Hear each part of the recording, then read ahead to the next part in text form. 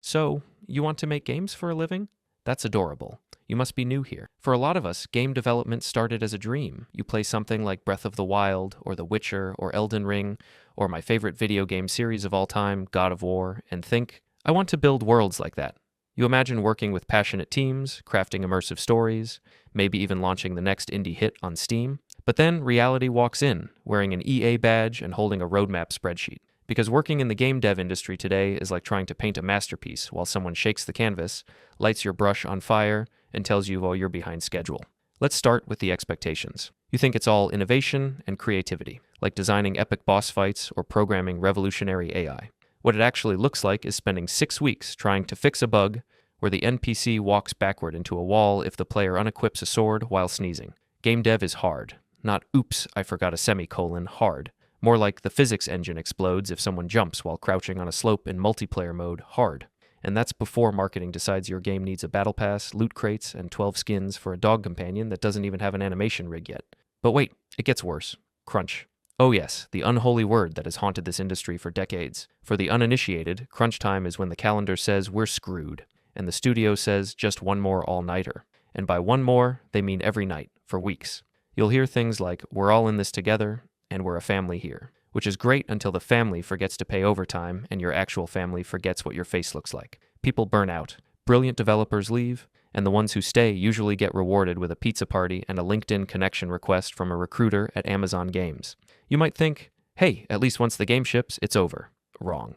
Welcome to launch day, where the servers are melting, a streamer finds a game-breaking exploit live on Twitch, and your day one patch somehow deletes the main menu.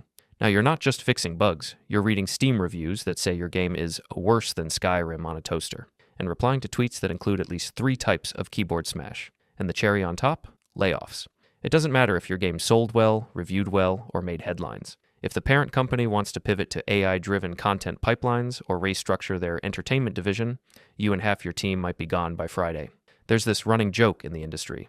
You don't finish a game, you survive it. And lately, fewer people are surviving it. According to reports, over 14,000 game devs were laid off in the past year alone. Studios close overnight, projects get canceled mid-development, and entire teams are ghosted after spending years crunching for something that never sees the light of day. But here's the twist. Despite all this, people still want in. Why? Because making games is magic. When it works, when something clicks, when your code makes a character jump, or your art style gets praise, or your narrative moves someone, it's addictive. The problem is, the system doesn't reward the magic. It milks it, mismanages it, then moves on. So should you get into game dev? Maybe. If you love it enough to push through the chaos, if you can set boundaries and not romanticize suffering for the sake of art. But if you want creative freedom, sustainable hours, and actual respect for your work, you might want to look elsewhere, or at the very least, make sure your side hustle has a resume. Speaking of side hustles that don't involve working 14-hour days to patch loot box bugs, let's talk about today's sponsor, Whop. If you want to build a SaaS or any other kind of tech product, getting users is the hardest part. You build something solid, then what? No distribution. That's where Whop comes in. Ooh, let me have some of that Cool Whip. What'd you say? Whop is a community platform where creators sell your app for you. You list your app on the Whop app stores. Creators install it into their Whop and promote it directly to their audience. One big creator can mean thousands of paying users instantly. Whop handles payments, authorization, and distribution all in one place. You build the product, creators bring the audience. Check it out at whop.com/developers. Thank you for sitting through yet another tech rant, and if you enjoyed it, leave a like and subscribe to become a fellow Codehead.